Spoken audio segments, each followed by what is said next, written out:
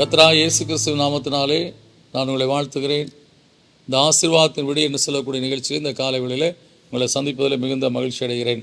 இந்த நாளில் நான் உங்களோடு கூட பகிர்ந்து கொள்ளும்படியான தேவனுடைய வார்த்தை எரேமியா 30ஆம் அதிகாரம் 19ஆம் வசனம். அவர்களை வர்த்திக்க பண்ணுவேன், அவர்கள் குறுகி போவதில்லை, அவர்களை மகிமைப்படுத்துவேன், அவர்கள் சிறுமைப்படுவதில்லை என்று சொல்லி இந்த வேத வசனம் சொல்லுகிறது.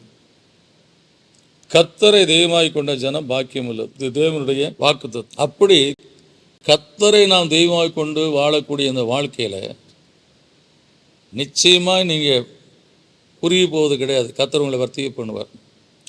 அதே போல் நீங்கள் சிறுமைப்படுவதில்லை, கர்த்தர் உங்களை மகிமைப்படுத்துவார். இதை உங்கள் வாழ்க்கையில் உறுதியாய் நீங்கள் பற்றி கொள்ளக்கூடிய நிலை காணப்பட வேண்டும். இந்த வாக்குத்தத்தத்தை கர்த்தர் சொல்லியிருக்கிறார் என்று சொன்னால், நான் கர்த்தரையே கர்த்தரையே ஆராதிக்கிறேன், கர்த்தரை தெய்வமாக இருக்கிறார், கர்த்தரை தெய்வமாக கொண்டிருக்கிறேன். வாழ்க்கையில் கர்த்தர் நாளுக்கு நாள் என்னை விருத்தியடைய பண்ணுவார், நாளுக்கு நாள் என்னை கர்த்தர் உயர்த்துவார், நாளுக்கு நாள் அவருடைய மகிமையின் வாழ்க்கையிலே காணப்படும் என்று சொல்லக்கூடிய விசுவாசம் நம்முடைய வாழ்க்கையிலே காணப்பட வேண்டும். எனவே நாம் கர்த்தரை தெய்வமாக கொண்டிருக்கிற பிள்ளைகளாக இருப்பதனாலே இந்த வசனத்தின்படி நீங்கள் குறுகி போவதும் இல்லை, நீங்கள் சிறுமைப்படுவதும் இல்லை, நீங்கள் வர்த்திக்கும்படியாய் உங்களை பெருகி போகும்படியாய் கர்த்தர் உங்களை ஆசீர்வதிப்பார். அதே போல் நீங்கள் மகிமைப்படும்படியாய் கர்த்தர் உங்களை ஆசீர்வதிப்பார். இந்த விசுவாசத்தோடு ஜெபிப்போம். நல்ல பிதாவே, நன்றியோடு உம்மை துதிக்கிறோம், சோதரிக்கிற கர்த்தாவே.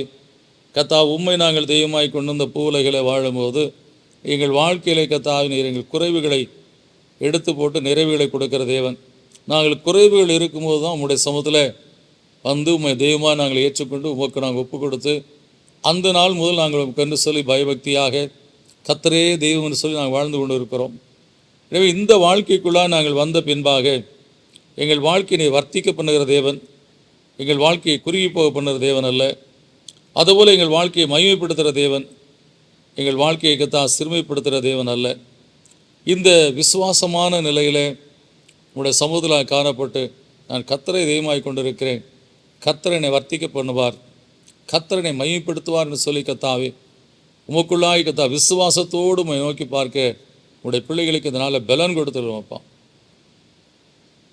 கர்த்தருடைய இந்த வாக்கு தத்துவம் உடைய பிள்ளைகள் வாழ்க்கையில் நிறைவேறட்டும். உடைய பிள்ளைகள் மகிழ்ந்து வாழ்ந்திருக்க அருள் செய்தலும் இயேசுவின் நாமத்துக்கு கேட்க நல்ல பிதாவே, ஆமென். கர்த்தரை தெய்வமாய் கொண்டிருக்கிற நீங்கள் நிச்சயமாக ஆசீர்வதிக்கப்பட்டவர்கள். கர்த்தர் உங்களை பெருகி போக பண்ணுவார், உங்கள் வாழ்க்கையில் மகிமையாக வாழும்படியான ஆசீர்வாதத்தை கொடுப்பார். God bless you.